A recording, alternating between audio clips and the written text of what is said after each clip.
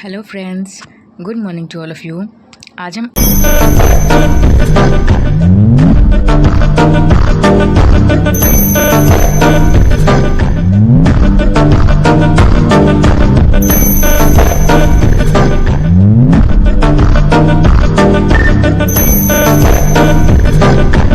पढ़ने वाले हैं क्लास 10th का जो संस्कृत बुक है उसका चैप्टर नंबर 6, जिसका नाम है भारतीय संस्कारा।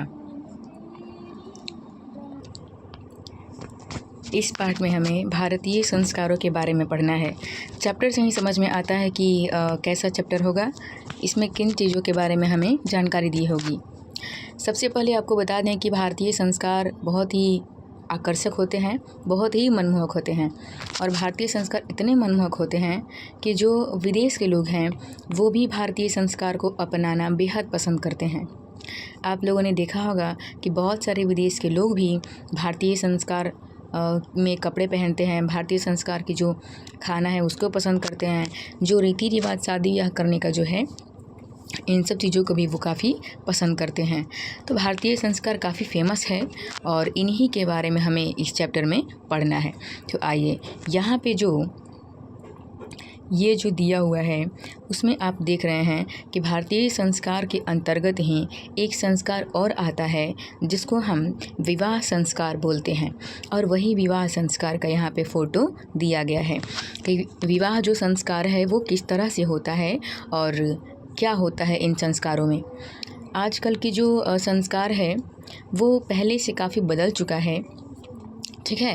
हालांकि आधारित उसी पर है। जैसे ये भारतीय संस्कार में आप लोग देख रहे हैं कि एक जगह दूल्हा है और एक जगह उसकी दुल्हन बैठी हुई है। साइड में आप देख रहे हैं कि जो पंडित जी है वो हैं जो कि मंत्र जाप करने के लिए बैठे हुए हैं। इधर आप साइड में देख रहे हैं कि बहुत सारे जो बाजा पार्टी वाले जो लोग हैं वो शहनाई बजा रहे हैं, क्योंकि जो विवाह संस्कार होता है वो काफ़ी खुशी का पल होता है। उसके पीछे आप लोग देख रहे हैं कि जो कुछ रिश्तेदार हैं, माता पिता भाई बहन सगे संबंधी शुभचिंतक जितने भी लोग होते हैं वो सारे विवाह संस्कार में आते हैं। सब लोग आते हैं विवाह संस्कार में क्योंकि बड़े बुजुर्गों का आशीर्वाद लेना होता है इसमें, और पूरे सगे संबंधियों का बुलाया जाता है। और यहाँ पे देखिए आप जो केला है वो उसका पत्ता लगाया हुआ है, ये काफ़ी शुभ चीज़ का प्रतीक होता है। यहाँ पे आप देख रहे हैं कि जो कलश है वो रखा गया है और इसमें कुछ आम के पत्ते रखे गए हैं, आम के पल्लू रखे गए हैं। ये सारे चीज़ संस्कार के परावर्तक होते हैं और शुभ चीज़ों की जानकारी देते हैं ये लोग। नीचे आप देख रहे हैं कि यहाँ पे देखिए अग्नि हवन हो रहा है। नीचे आप देख रहे हैं कि यहाँ पे क्या हो रहा है, अग्नि हवन बना हुआ है। अग्नि हवन कहने का मतलब ये है, यहाँ पे जो अग्नि हवन हो रहा है कहने का मतलब ये है कि किसी भी पवित्र चीज़, किसी भी शुभ चीज़ को जब हम काम करते हैं तो उसमें अग्नि हवन किया जाना बहुत ज़रूरी होता है। क्योंकि अग्नि स्थापन करना और अग्नि को साक्षी मानकर किसी चीज़ को करना, किसी काम को करना काफ़ी पवित्र माना जाता है, ठीक है। शादी ब्याह तो ऐसे भी हम कर सकते हैं, लेकिन अग्नि जो है उसको साक्षी मानकर ही शादी विवाह किया जाता है और अग्नि को साक्षी मानकर ही फेरे लिए जाते हैं। तो इसलिए जो हवन कुंड है वो बनाना बेहद ज़रूरी होता है। तो ये सारी हमने देखा कि ये फ़ोटो जो है उसमें क्या दिखाया गया है, तो उसमें हमें विवाह संस्कार के बारे में दिखाया गया है कि विवाह संस्कार किस तरह से होता है। आइए आगे क्या लिखा हुआ है वो देखते हैं। देखिए लिखा हुआ है कि भारतीय संस्कृते अन्यतम वैशिष्ट्य विद्यते जीवने यह समय समय संस्कार अनुष्ठाना भवन्ति। कहने का मतलब ये है कि भारतीय संस्कृति में, ठीक है, यहाँ पे सप्तमी वचन लगा हुआ है, भारतीय संस्कृति में बहुत ही विशिष्ट माना जाता है कि जीवन में समय समय पर संस्कारों का अनुष्ठान होता है, ठीक है। देखिए पहला जो लाइन लिखा हुआ है उसमें बताया जा रहा है कि भारतीय संस्कृति की एक मुख्य विशेषता यह माना जाता है कि भारतीय जीवन में समय समय पर संस्कारों का अनुष्ठान किया जाता है। यानी भारतीय संस्कृति और भारतीय संस्कारों का मुख्य पहचान यही है, मुख्य विशेषता यही माना जाता है कि यहाँ पर समय समय पर हमारे जीवन में कुछ कुछ संस्कारों के अनुष्ठान किए जाते हैं। ये बहुत ही ज़रूरी होता है। दोस्तों, अगर आप इस चैनल पे नए होंगे तो सब्सक्राइब करना बिल्कुल ना भूलें और अपने दोस्तों के साथ शेयर करना बिल्कुल ना भूलें, क्योंकि जिस तरह से हम आपको इसमें हिंदी बताएंगे लाइन बाय लाइन, उस तरह से आपको कोई नहीं बताएगा। इसलिए सब्सक्राइब करना और शेयर करना बिल्कुल ना भूलें। आइए देखते हैं दूसरा जो लाइन लिखा हुआ है। दूसरा लाइन क्या है? दूसरा है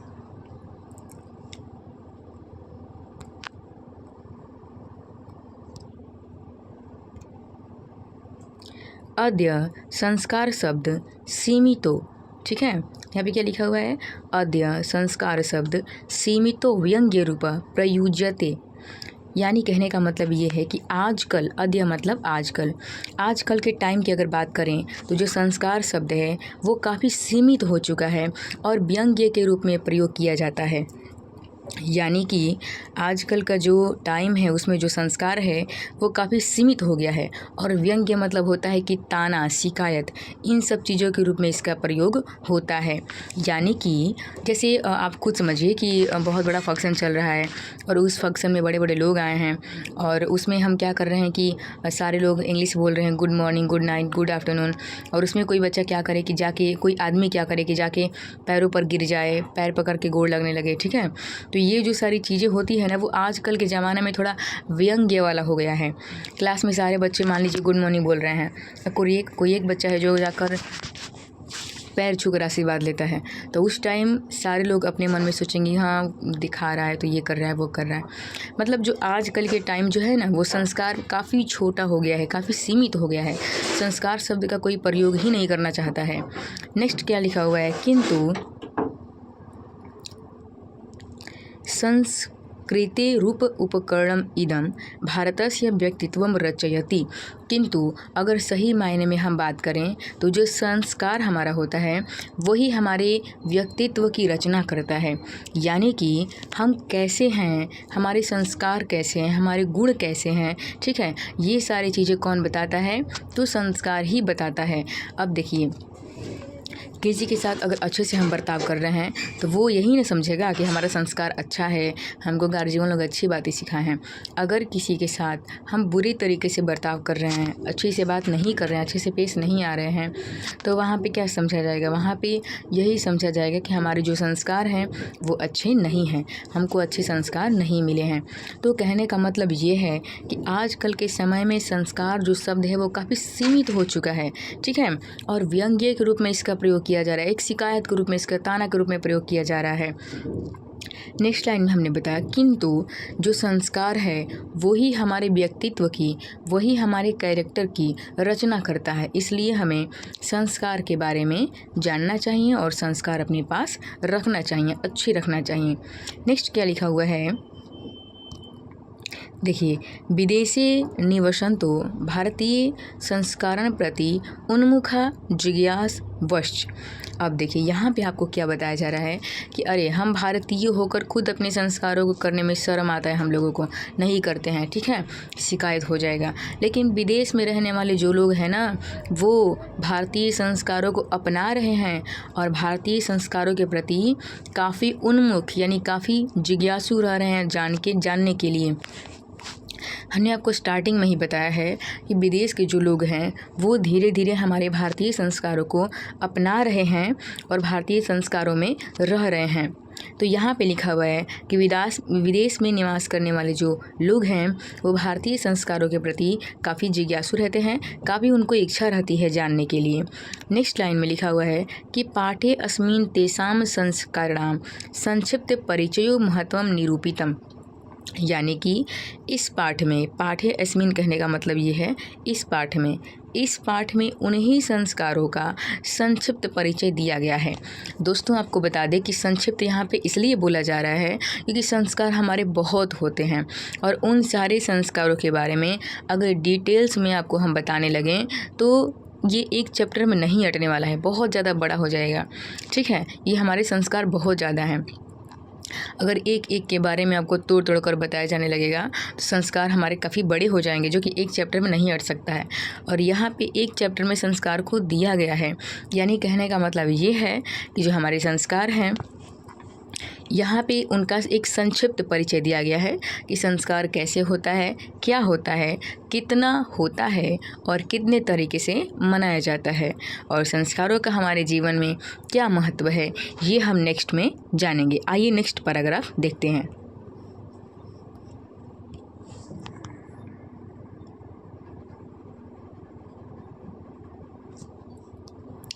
देखिए क्या लिखा है, भारतीय जीवने प्राचीन कालतः संस्कारा महत्वधारयम्। भारतीय जीवन में प्राचीन काल से ही संस्कार महत्व को धारण करता है, यानी आजकल ये संस्कार नए नए नहीं बने हैं, ये संस्कार बहुत पहले से बना हुआ है, ठीक है। और इसलिए लिखा हुआ है कि अब तो हम थोड़ी संस्कार का महत्व कम कर दिए हैं, लेकिन पहले के ज़माने की अगर बात करें तो संस्कार का महत्व बहुत ज़्यादा था, ठीक है। तो यही लिखा हुआ है पहले लाइन में कि भारतीय जीवन में प्राचीन काल से ही, भारतीय जीवन में प्राचीन काल से ही संस्कारों का बहुत महत्व है, यानी प्राचीन काल से ही ये महत्व को धारण करता है। नेक्स्ट क्या लिखा हुआ है, प्राचीन संस्कृते अभिज्ञानम संस्कारेभ्यो जायते। प्राचीन संस्कृति का अभिज्ञान हमें संस्कारों से ही पता चलता है, ठीक है। यानी प्राचीन संस्कृति हमारी कैसी थी, ये चीज़ हमारे संस्कारों से ही ज्ञात होता है, संस्कारों से ही हम जानते हैं। नेक्स्ट क्या लिखा हुआ है, देखिए, अत्र ऋषीणाम कल्पना आसीत् यत् जीवनस्य सर्वेषु मुख्य अवसरेषु वेद मंत्र पाठ, आशीर्वाद होम, परिवार सम्मेलन च भवेत्।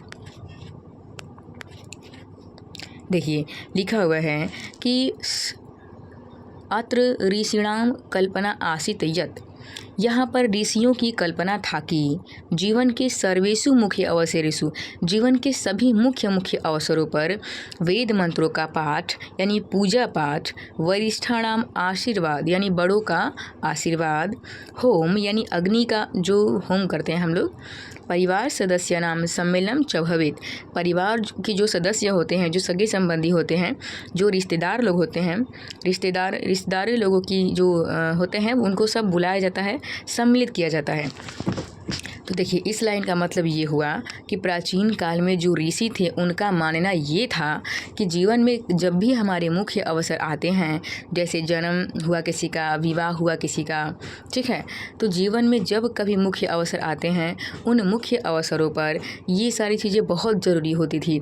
कौन सी चीज़ें, तो पहला वेद मंत्रों का पाठ यानी पूजा पाठ कराया जाता था, दूसरा वरिष्ठाणाम आशीर्वाद, अपने से बड़ों का आशीर्वाद लिया जाता था, तीसरा होम लिखा हुआ है, इसका मतलब होता है होम, यानी होम किया जाता था। नेक्स्ट क्या लिखा हुआ है, परिवार सदस्यानाम सम्मेलनम च भवेत्। और जब भी हमारे जीवन में कुछ मुख्य अवसर होते हैं, जब भी कुछ अनुष्ठान होते हैं, तो उस टाइम पे परिवार के जो सदस्य होते हैं, जो रिश्तेदार होते हैं, जो सगे संबंधी होते हैं, उन लोगों को बुलाना भी आवश्यक होता है, ताकि सभी लोग इसमें सम्मिलित हो सकें और हमको आशीर्वाद दे सकें। ये सारी चीज़ें ऋषियों का मानना था। नेक्स्ट लिखा हुआ है, तत् सर्व संस्कारा अनुष्ठान संभवति, और तब सभी संस्कारों का अनुष्ठान होता था।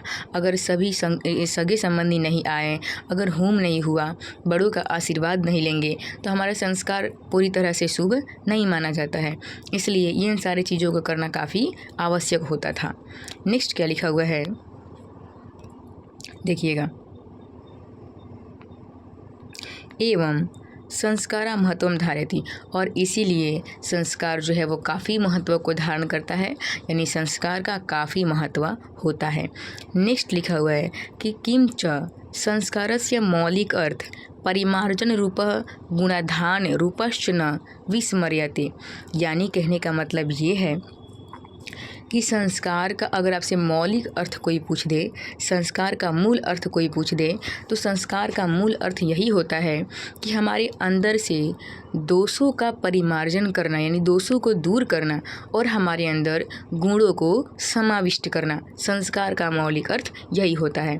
आपसे कोई क्वेश्चन पूछे कि संस्कार का मौलिक अर्थ बताइए, तो संस्कार का मौलिक अर्थ हमारे अंदर गुणों को समाहित करना और दोषों को दूर करना, इन्हीं को हम संस्कार कहते हैं। यानी इसका कहने का मतलब ये है कि संस्कार क्यों किया जाता है, क्या उससे फ़ायदा है हमें। तो संस्कार करने से यही फ़ायदा है कि हमारे अंदर के जो दोष हैं, जो गलतियां हैं, कमियां जो है वो दूर होती है और जो गुण है वो हमारे अंदर आते हैं। ठीक है, हम अच्छी बातें सीखते हैं और बुरी बातें क्या करते हैं, छोड़ देते हैं। तो संस्कार का मतलब यही होता है। नेक्स्ट लाइन में क्या है, अतः संस्कारा मानवस्य क्रमशः परिमार्जन रूपे दोषापनयने गुणाधाने च योगदानम कुर्वन्ति। फिर से आपको वही लाइन बताई जा रही है कि अतः, इसलिए संस्कार का अर्थ ही होता है कि हमारे अंदर से दोष को दूर कर देना और हमारे अंदर गुणों को समाविष्ट करना। यानी संस्कार का मेन कर्तव्य यही होता है कि हमारे अंदर यदि कोई दोष है तो उसको हम दूर करें और हमारे अंदर गुण को ले आएं। यही संस्कार का मौलिक अर्थ होता है।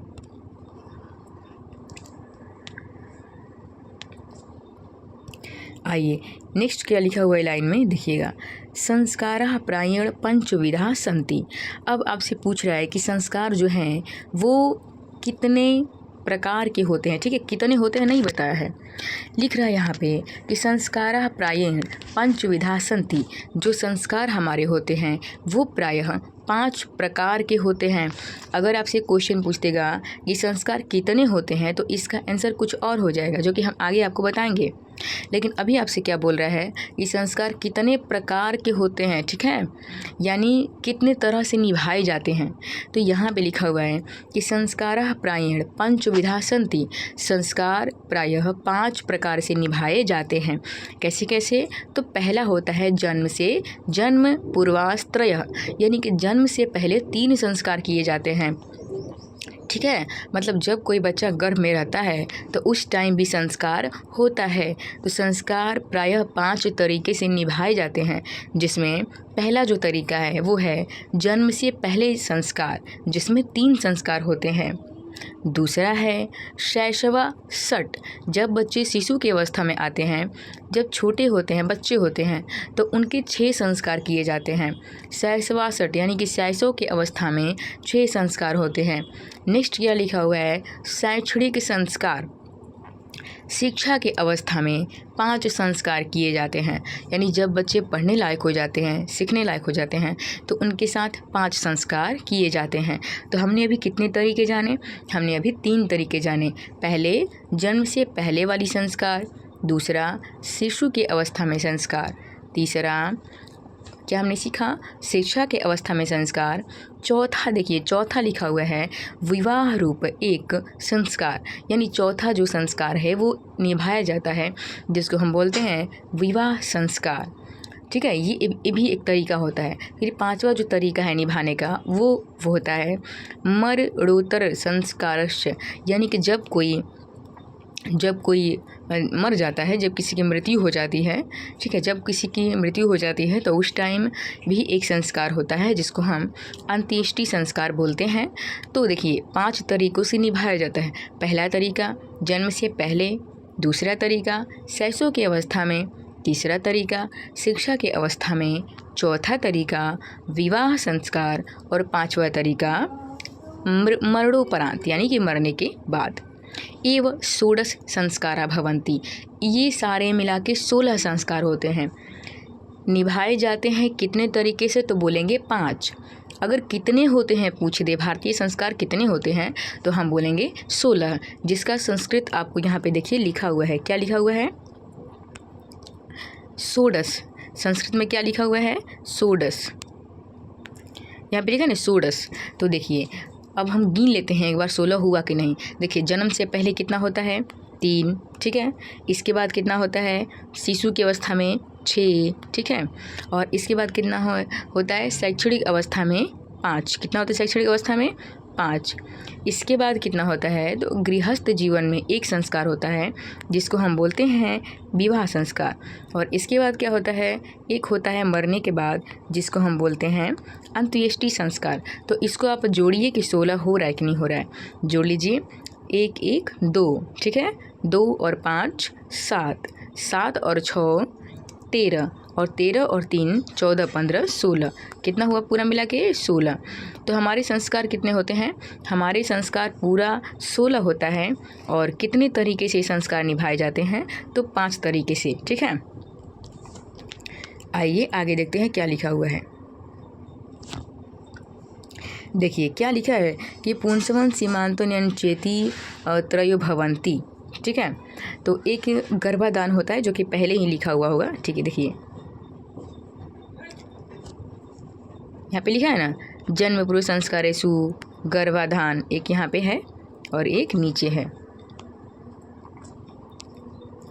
क्या लिखा है, तो हमने आपको बताया कि जन्म से पहले 3 संस्कार होते हैं, और वो 3 संस्कारों में पहला कौन सा होता है, तो पहला होता है गर्भाधान। पहला क्या होता है, गर्भाधान।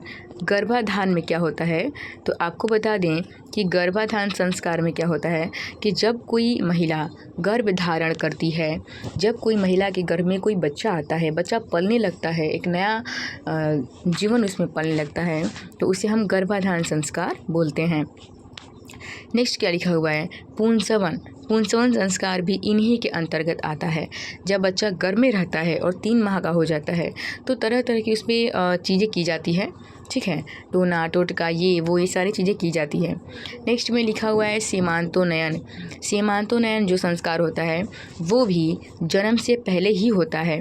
तो इस संस्कार के अंतर्गत भी माँ जो होती है उसका काफ़ी ख्याल रखा जाता है, काफ़ी खुश रखने की कोशिश की जाती है, क्योंकि माँ जितना ज़्यादा खुश रहेगी बच्चे उतने ज़्यादा हेल्दी और स्मार्ट होंगे।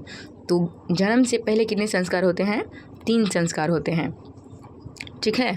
और जन्म से पहले जो 3 संस्कार होते हैं वो हमने आपको बता दिया। पहला कौन सा होता है, तो गर्भाधान, दूसरा कौन सा होता है, पुंसवन, और तीसरा सीमांतोन्नयन। तो ये सारे 3 संस्कार होते हैं कि कहाँ, तो जन्म से पहले।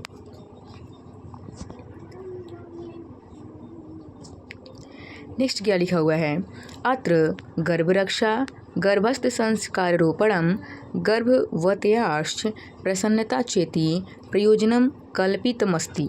यानी हमने आपको बताया पहले ही कि जब कोई बच्चा गर्भ में होता है तो उस गर्भ की काफ़ी रक्षा करना पड़ता है, और इसके बाद गर्भ के अंदर ही कुछ संस्कार का रोपण किया जाता है।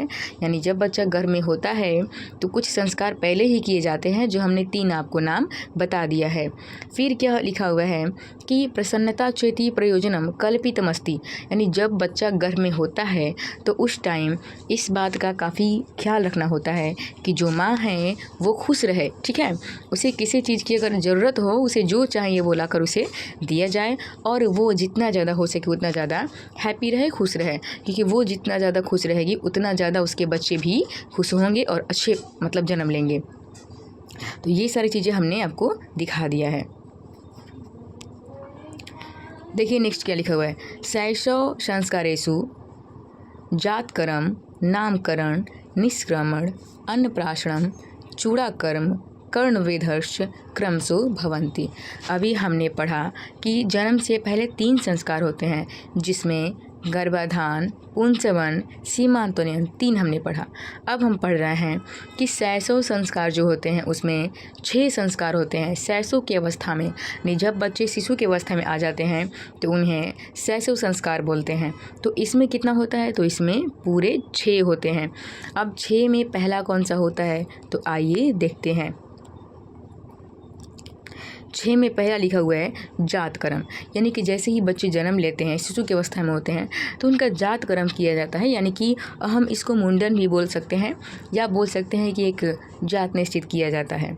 दूसरा क्या लिखा हुआ है, नामकरण। जब बच्चे जन्म लेते हैं तो उस टाइम के बाद, कुछ टाइम के बाद उनका एक नाम रखा जाता है, क्योंकि संसार में बहुत सारे लोग हैं और उनकी पहचान के लिए हमें नाम रखना बहुत ज़रूरी है, ठीक है। तो इसलिए एक नाम रखा जाता है, और नाम काफ़ी सोच समझ के पूजा पाठ करा कर नाम रखा जाता है। नामकरण का अनुष्ठान होता है बहुत बड़ा। आजकल के ज़माने में तो हमारा जो मन आता है वो हम नाम रख देते हैं, ठीक है। मतलब जो भी आपको याद है, आलू बैंगन भंटा, जो भी मतलब मन में आए ना वो सारा हम नाम रख सकते हैं।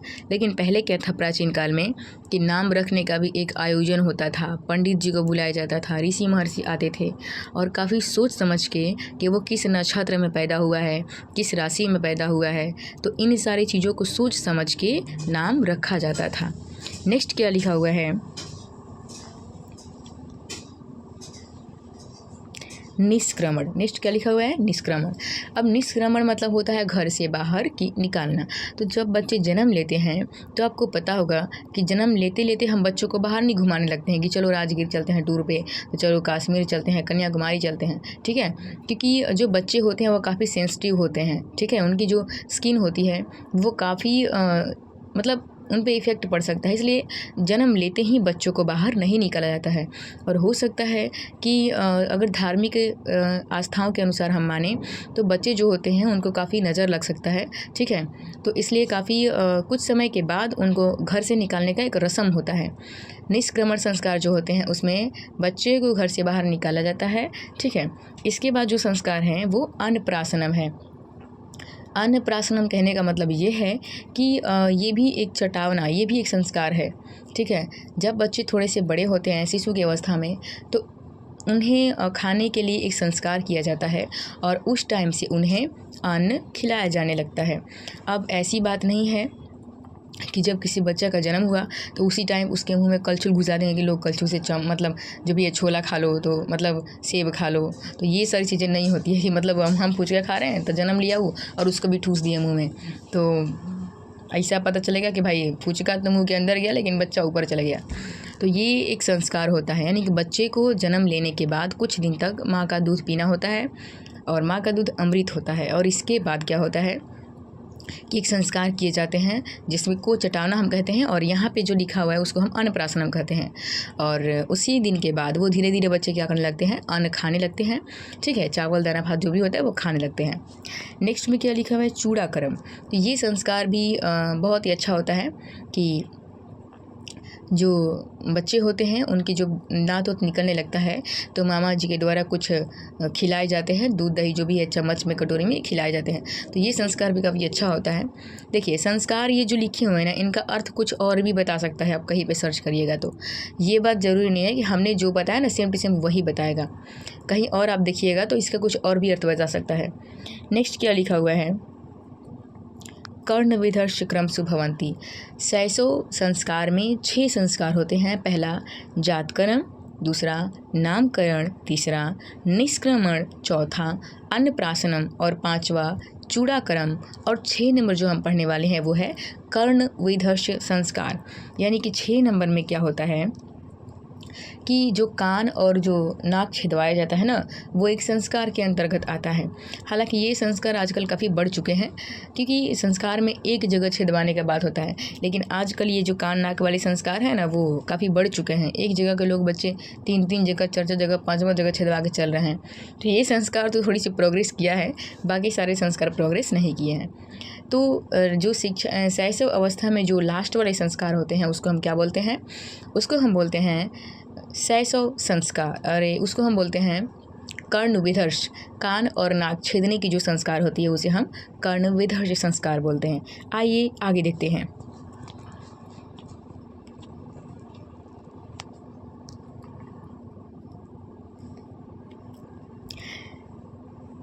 नेक्स्ट में लिखा हुआ है शिक्षा संस्कारे आरंभ, उपनयन, वेदारंभ, केशांत, समावर्तन, संस्कार, प्रकल्पिता। अभी हमने पढ़ा कि जन्म से पहले 3 होते हैं, उनके बारे में जान लिए। फिर हमने पढ़ा शैशव अवस्था में 6 होते हैं, उनके बारे में भी जान लिए। अब हम पढ़ने वाले हैं कि शिक्षा के अवस्था में कितने संस्कार होते हैं और वो कौन कौन से होते हैं, कैसे निभाए जाते हैं। आइए देखते हैं। पहला जो है उपनयन। उपनयन संस्कार में पहला जो है अक्षर आरंभ। तो अक्षर आरंभ जो संस्कार होता है उसमें क्या किया जाता है कि बच्चे को छोटे छोटे अक्षर लिखना सिखाया जाता है। अब आप खुद ही समझिए कि जो बच्चे भी छोटे हैं उनको हम शुरुआत में ये थोड़ी बताएंगे कि साइन थीटा सीखो, कोस थीटा सीखो, ठीक है, टेंस वाइज सीखो या डिग्री नरेशन सीखो, ठीक है, उपसर्ग प्रत्यय सीखो, ये सारी बातें उनको थोड़ी समझ में आएगी। शुरू में क्या किया जाता है कि उनको छोटे छोटे अक्षर लिखना सिखाया जाता है, क ख या ABCD जो भी है उसको हम बोलते हैं अक्षर आरंभ संस्कार। दूसरा जो है उसे हम क्या बोलते हैं, उपनयन संस्कार। उपनयन संस्कार में क्या होता है कि जो गुरु होते हैं वो आते हैं और बच्चों को अपने साथ लेकर कुटिया में जाते हैं और वहाँ पे जो उनका आश्रम होता था, जो कुटिया होता था, वहाँ पे बच्चों को शिक्षा दिया करते थे। तो आप लोगों ने ये अभी तो नहीं देखा है क्योंकि अभी तो बच्चे खुद टीचर के पास जाते हैं पढ़ने। पहले जो प्राचीन काल की टाइम था उसमें क्या होता था कि बच्चे को जो गुरु है वो अपने साथ लेकर जाते थे और वहाँ पे उनको शिक्षा देते थे। तो आपने रामायण में देखा होगा कि जो चारों लोग थे, राम लक्ष्मण भरत शत्रुघ्न, उन लोगों को उनके जो गुरु थे वो लेकर गए थे और अपने मतलब कुटिया में उन लोगों को शिक्षा दिए थे। उपनयन संस्कार का मतलब होता है कि जो गुरु हैं वो अपने बच्चों को साथ लेकर जाते हैं और वहाँ पे उनको शिक्षा देते हैं। दोस्तों ये वीडियो लास्ट तक देखिएगा क्योंकि आपके लिए बहुत ज़रूरी होने वाला है अगर आप 10th के एग्ज़ाम देने वाले हैं तो। नेक्स्ट क्या लिखा हुआ है, नेक्स्ट लिखा हुआ है वेदारंभ। वेदारंभ में क्या किया जाता है कि बच्चों को वेद की पढ़ाई सिखाई जाती है। वेद क्या है, जैसे ऋग्वेद, यजुर्वेद, अथर्ववेद, सामवेद, इन सब चीज़ों की पढ़ाई की जाती है। नेक्स्ट क्या लिखा हुआ है, केशांत संस्कार। तो केशांत संस्कार में दोस्त क्या होता है कि केशांत संस्कार में गुरु के घर में पहली बार जो मुंडन किया जाता है ना, केशांत मतलब केस का अंत यानी बाल छिलवाया जाता है, उसे हम केशांत संस्कार बोलते हैं। और गुरु के घर में जब पहले बार बाल छिलवाया जाता है, केशांत होता है, तो उसका एक नाम है, उसको हम बोलते हैं छौर करम। उसको हम क्या बोलते हैं, छौर करम बोलते हैं।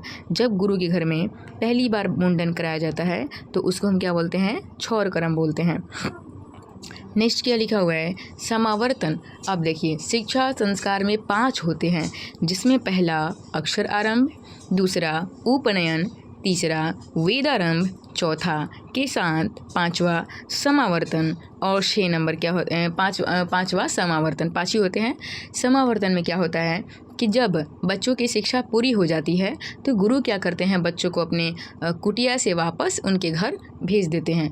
तो उस टाइम हम उस संस्कार को क्या बोलते हैं, समावर्तन संस्कार बोलते हैं। तो ये सारी चीज़ें क्या होती थी, सिखाई जाती थी। तो अभी हमने आपको बता दिया है कि अक्षर आरंभे अक्षर लेखनम अंक लेखनम च शिशु प्रारंभते, यानी अक्षर आरंभ में जो बच्चे होते हैं वो अंक लिखना, अक्षर लिखना सीखते हैं। उपनयन संस्कारस्य अर्थ गुरुणाम शिष्यस्य स्वगृहे नयनं भवति। ये भी हमने आपको बताया कि उपनयन संस्कार में जो गुरु हैं वो बच्चों को अपने साथ ले जाते हैं और वहीं पे शिक्षा देते हैं। तत्र शिष्य शिक्षा नियमान पालनम अध्ययनम करोति। वहाँ पे जो शिष्य होते हैं वो शिक्षा के नियमों का पालन करते हैं। आपको बता दें कि गुरु के घर में अगर हम शिक्षा लेने के लिए जाते हैं तो वहाँ पे कुछ रूल्स एंड रेगुलेशंस होते हैं। अगर अमीर घर का होगा, धनी घर का होगा, गरीब घर का होगा, सबके लिए एक नियम है, सबको एक जैसे कपड़े पहनने हैं, सबको जंगल में से लकड़ी काट कर लाना है, सबको भिक्षा मांग कर लाना है, सबको गुरु का पैर दबाना है, सबको घर की काम करनी है। मतलब ये सारी चीज़ें सबके लिए बराबर होती थी। इसलिए आपसे क्वेश्चन भी पूछेगा कि गुरु के घर में बच्चे किस चीज़ का पालन करते थे, तो शिक्षा के नियमों का पालन करते थे। तो ये सारी चीज़ें हमने सीख लिया। नेक्स्ट क्या लिखा हुआ है, ते नियमा ब्रह्मचर्य समाविष्टा। प्राचीन काल के बच्चों को हम ब्रह्मचर्य कहते थे क्योंकि प्राचीन काल के बच्चे इधर उधर नहीं करते थे, ठीक है, वो पढ़ाई में ज़्यादा ध्यान लगाते थे, इसलिए उनको ब्रह्मचारी कहा जाता था। आपसे क्वेश्चन भी पूछेगा कि प्राचीन काल के बच्चों को, शिष्य को क्या कहा जाता था, आंसर उसका क्या होगा, ब्रह्मचारी। नेक्स्ट देखिए लिखा हुआ है यही चीज़ें कि प्राचीन काले शिष्य ब्रह्मचारी इति कथ्यते। प्राचीन काल के शिष्य को ब्रह्मचारी कहा जाता था। नेक्स्ट है गुरु गृहे एव शिष्य वेदारंभ करोति सम। गुरु के घर में ही जो शिष्य हैं वो वेद की आरंभ करते थे, वेद की पढ़ाई करते थे। नेक्स्ट है वेदानां महत्वम प्राचीन शिक्षायाम उत्कृष्ट मन्यते सम। यानी प्राचीन काल के टाइम में वेदों का महत्व बहुत अधिक था, इसलिए वेदों की पढ़ाई कराई जाती थी। नेक्स्ट क्या लिखा हुआ है,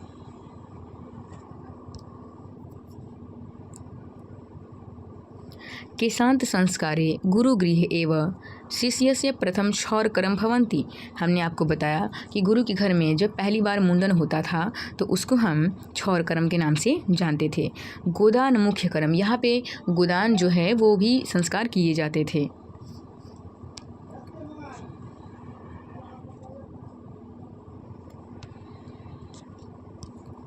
देखिए यहाँ पे एक और बातें लिखी हुई है, शिक्षावसाने गुरु शिष्यान उपदेशम गृहम प्रेषयति। जो गुरु हैं वो शिक्षा देने के बाद बच्चों को उनके घर भेजते थे, और जब उनको घर भेजते थे तो वो कुछ उपदेश दिया करते थे, जिसमें से देखिए 3 उपदेश यहाँ पे लिखा हुआ है। कौन कौन सा उपदेश है, आइए इसको हम देखते हैं। पहला जो उपदेश है सत्यम वद।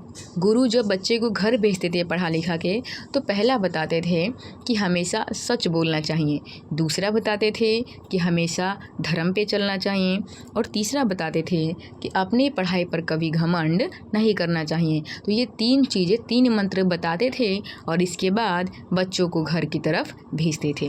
तो ये सारी संस्कारें सीखना पड़ता था।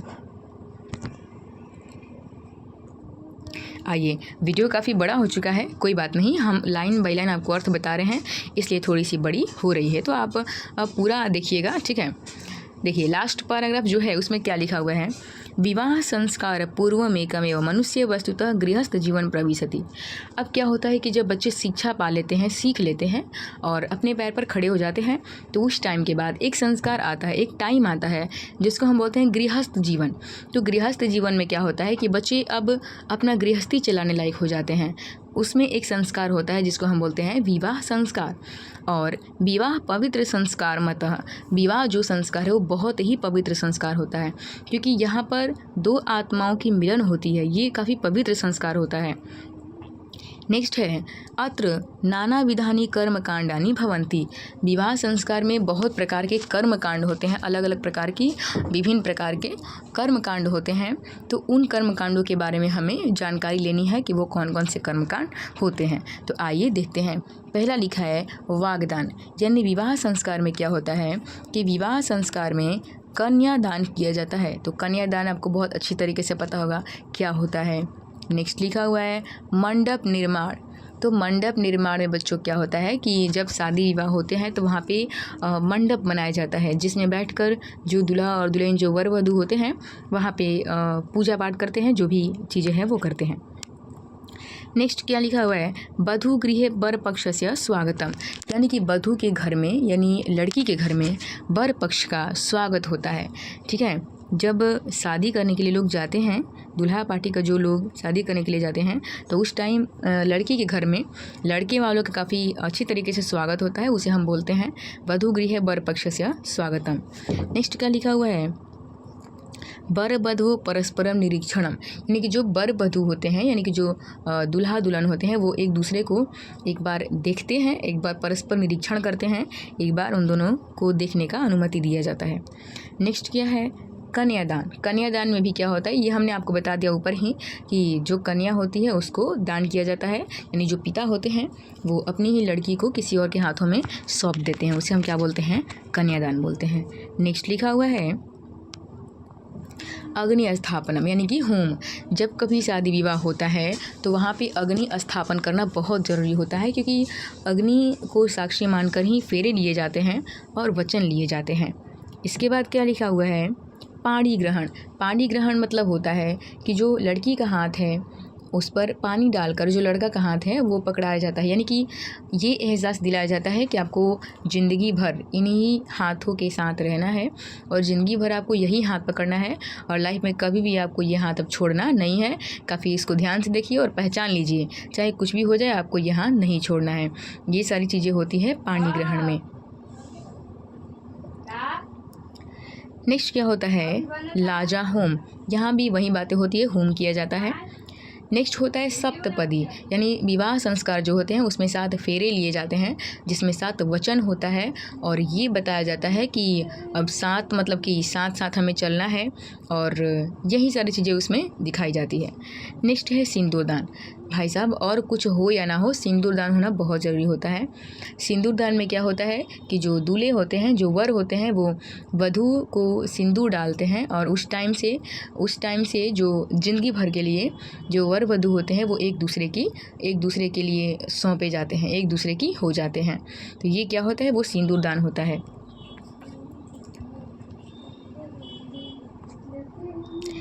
इसके बाद क्या हमने देखा कि सर्वत्र समान रूपेण विवाह संस्कारस्य प्रायेण आयोजनम भवति। हम देखते हैं अक्सर कि सभी जगह, लगभग सभी जगह विवाह संस्कार जो है वो एक ही तरीक़ा से ही किए जाते हैं। इसके बाद नेक्स्ट लिखा हुआ है तदंतर गर्भानादय संस्कार पुनरावर्त जीवन चक्र च भ्रमति। और फिर वही बात कि संस्कार जब हो गए विवाह संस्कार तो इसके बाद फिर से वही चीज़ें रिपीट होने लगती है। क्या? फिर से वही जन्म से पहले 3 संस्कार बच्चे जन्म लेते हैं, फिर शिशु अवस्था, फिर शैशव अवस्था, फिर मतलब ये सारी चीज़ें फिर से क्या होने लगती है, पुनरावर्ती चक्र होने लगता है, यानी फिर से यही चीज़ें दोहराई जाने लगती है। इसके बाद लिखा है कि मरणानंतरम अंत्येष्टि संस्कार अनुष्ठीयते। देखिए लास्ट में एक संस्कार होते हैं जिसको हम नाम दिए हैं अंत्येष्टि संस्कार। यानी जब सब कुछ पूरा हो जाता है और जब लास्ट में मरने की टाइम आती है तो मर जाते हैं जब लोग, मरने के बाद क्या होता है कि एक संस्कार किया जाता है जिसको हम अगर भोजपुरी में बोलें या अपने लैंग्वेज में बोले तो हम उसको अंतिम संस्कार बोलते हैं, लेकिन अगर किताबी भाषा में बोले तो उसको हम अंत्येष्टि संस्कार बोलते हैं। तो जब किसी व्यक्ति की मृत्यु हो जाती है तो उसमें अंत्येष्टि संस्कार किए जाते हैं और ये हमारे जीवन के बहुत ही महत्वपूर्ण संस्कार हैं। और इस संस्कार के बाद क्या होता है कि जो मनुष्य है उसकी आत्मा को शांति मिलती है। और इस तरह से हमारे भारतीय पूरे संस्कार 16 होते हैं और इसको निभाया जाता है 5 तरीके से। तो उम्मीद करते हैं कि आपको ये जो पाठ है वो काफ़ी अच्छी तरीके से समझ में आया होगा। और अगर आपको समझ में आया होगा, अगर थोड़ी सी भी आपको फ़ायदा हुआ होगा तो सब्सक्राइब करना बिल्कुल ना भूलें, लाइक कमेंट ना भूलें, और लाइक कमेंट करना बिल्कुल ना भूलें, अपने दोस्तों के बाद भी शेयर करना ना भूलें। तो मिलते हैं ऐसे ही नेक्स्ट चैप्टर के साथ अगली वीडियो में। तब तक के लिए बाय, टेक केयर।